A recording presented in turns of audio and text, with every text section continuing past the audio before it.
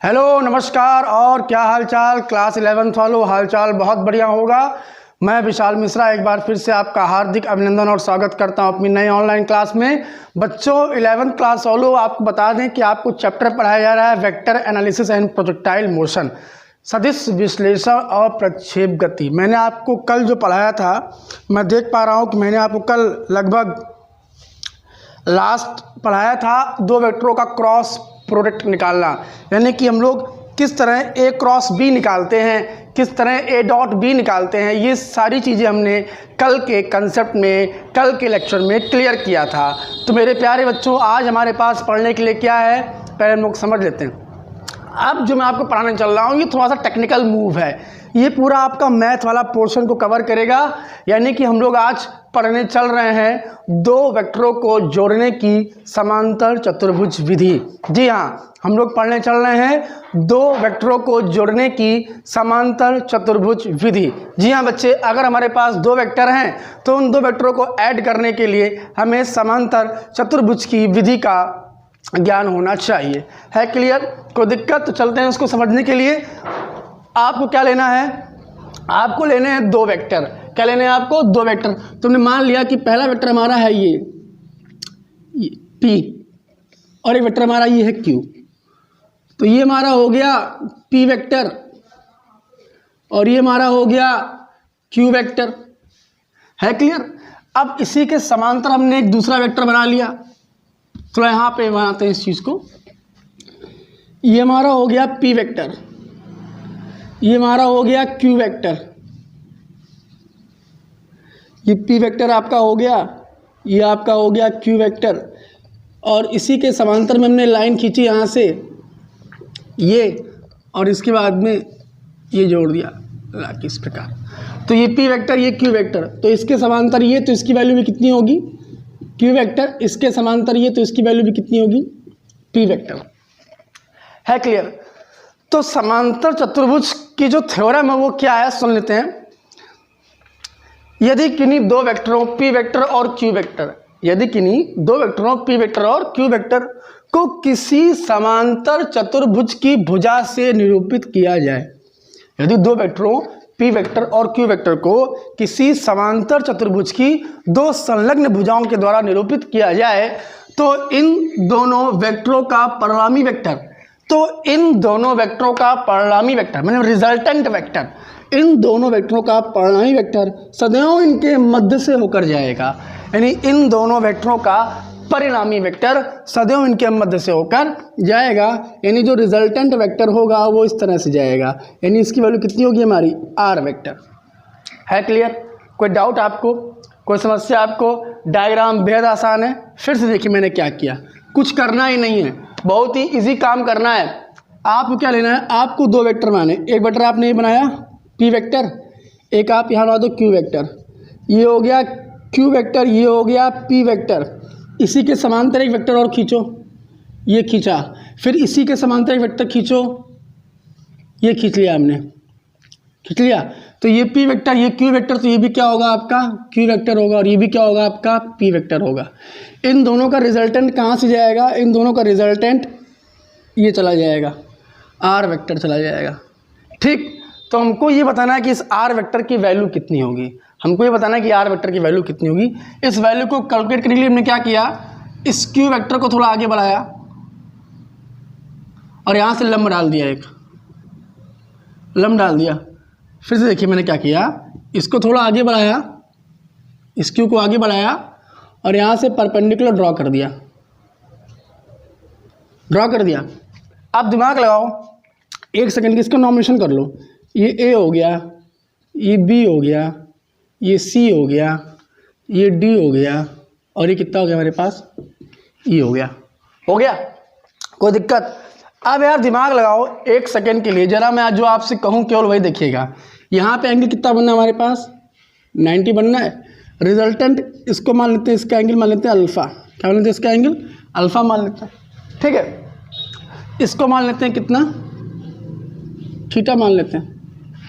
ठीक, चलो जरा अब आप जरा इस ट्रायंगल देखिए, ट्रायंगल DBC में जरा अगर आप देखें in triangle D C B, angle C is equals to 90। अगर आप इसमें अप्लाई करें साइन थीटा तो क्या आएगा, लंब बटे कर्ण, लंब कितना है डी सी और कर्ण कितना है आपका P, तो डी सी वैल्यू यहाँ से क्या आएगी P वेक्टर साइन थीटा, क्या आएगी P वेक्टर साइन थीटा निकल के आएगी। ठीक, जरा इसी ट्रायंगल में देखिए आप अगेन, जरा इसमें आप कॉस अप्लाई करिए, इसी ट्रायंगल में कॉस अप्लाई करिए। कॉस का फॉर्मूला क्या होता है, बेस अपॉन हाइपोटेनस, आधार बटे कर्ण, आधार कितना है BC और कर्ण कितना है आपका ये P है, तो BC की वैल्यू क्या निकल के आएगी, तो BC यहाँ से निकल के आएगा P वेक्टर कॉस थीटा, निकल के आएगा P वेक्टर कॉस थीटा। अब यार हमें निकालनी किसकी वैल्यू है, इस R की वैल्यू निकालनी है, किसकी निकालनी है R की वैल्यू।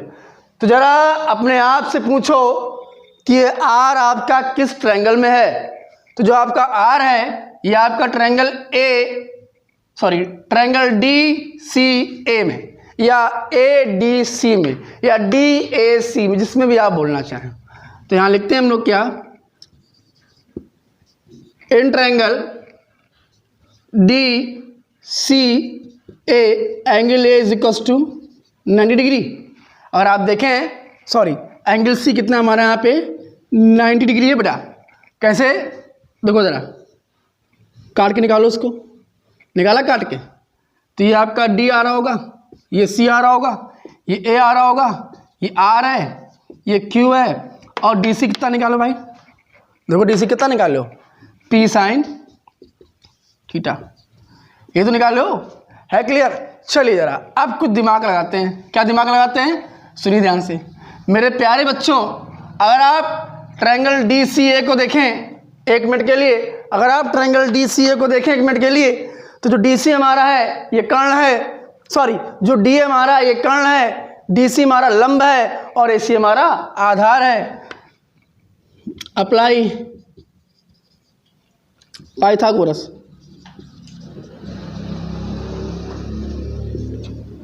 अगर आप पाइथागोरस अप्लाई करते हो तो क्या आएगा, देखिए जरा यहाँ से AD का स्क्वायर इक्वल टू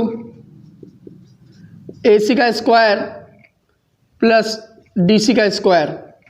AD की वैल्यू कितनी है R है, R वेक्टर का स्क्वायर, AC कितना है AC, A और C यहाँ तक का।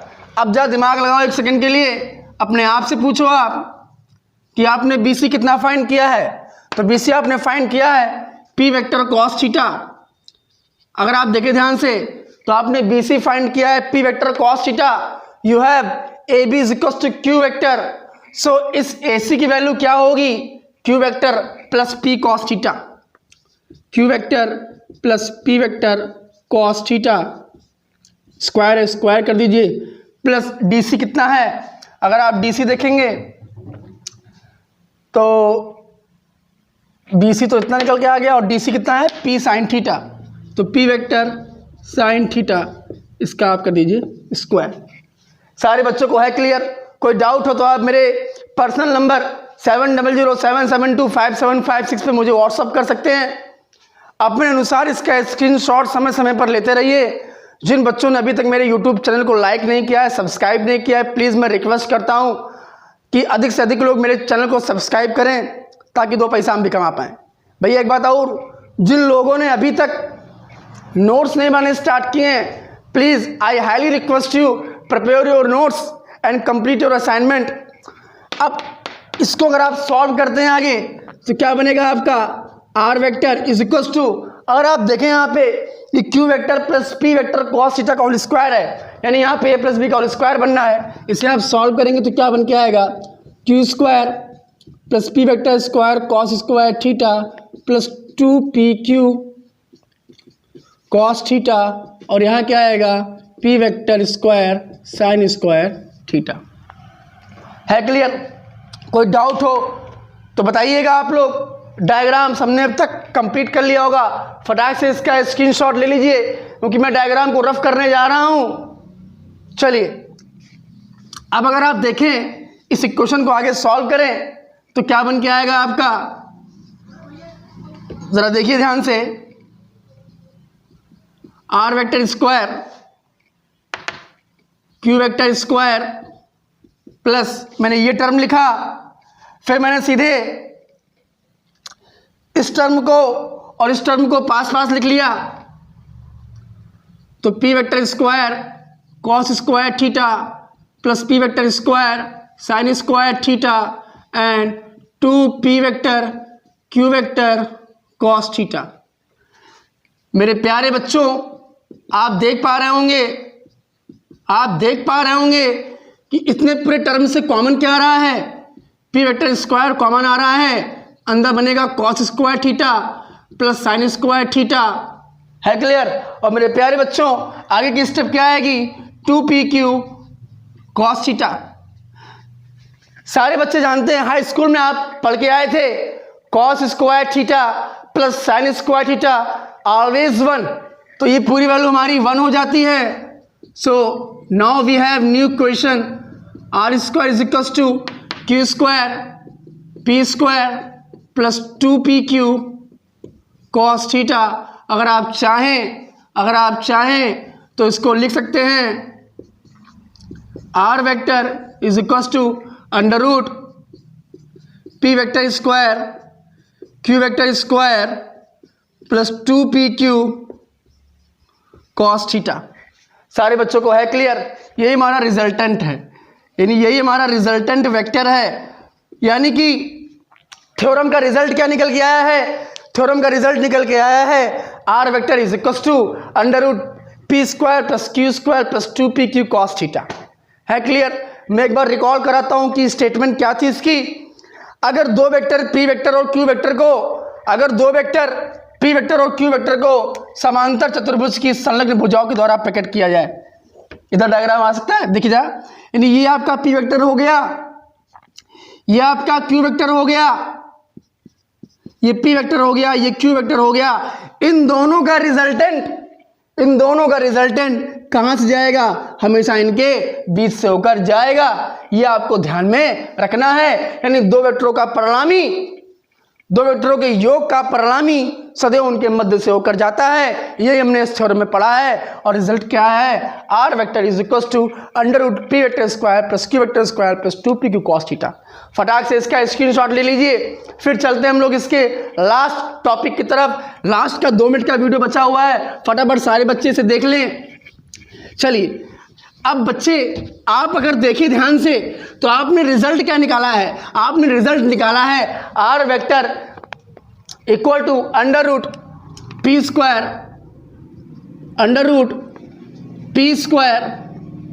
Plus Q square plus 2pq cos theta. यही तो निकाला आपने, है क्लियर। मेरे होनहार बच्चों अगर आप ध्यान दें, डायग्राम कुछ इस तरह था आपका,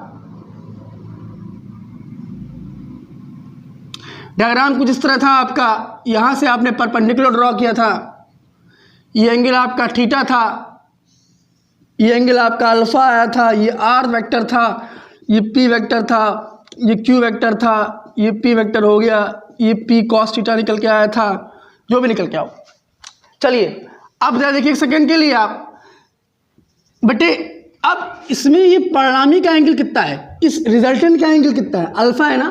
तो अगर ये एंगल कभी निकालना हो हमें तो क्या करना पड़ेगा, अगर ये एंगल निकालना है हमें तो क्या करना पड़ेगा। तो इसके लिए अगर आप इसको ए, इसको बी, इसको सी दें तो ट्रायंगल ABC में अप्लाई tan अल्फा। तो tan अल्फा का फॉर्मूला क्या होता है, लंब बटे आधार। और अगर आप लंब बटे आधार करते हैं तो लंब आपका यहाँ पे है BC, आधार आपका यहाँ पे है AB। तो फाइनली अगर आप इसे सॉल्व करते हैं तो tan अल्फा बराबर आपके यहाँ से निकल के आएगा, BC की वैल्यू कितनी निकल के आई थी, अगर आप ध्यान दें तो ये P था, ये P था हमारा, और लंब बटे कर्ण के हिसाब से निकल के आया था P वेक्टर कॉस थीटा निकल के शायद आया था। चलिए P vector cos theta upon Q plus P cos theta, sorry P sine theta निकल के आया था। तो इस प्रकार से ये पारिणामिक एंगल आ गया। ये आपके दिमाग में रखना है कि दो वेक्टरों के बीच का जो एंगल होगा वो tan alpha is equal to ये होगा। कहीं कहीं स्टैंडर्ड्स बुक में ऐसा लिखा होता है alpha is equal to tan inverse, और ये पूरा एक्सप्रेशन होता है p vector cos theta upon q vector plus p sine theta. तो उम्मीद करता हूँ आज का लेक्चर आपको बढ़िया समझ में आया होगा।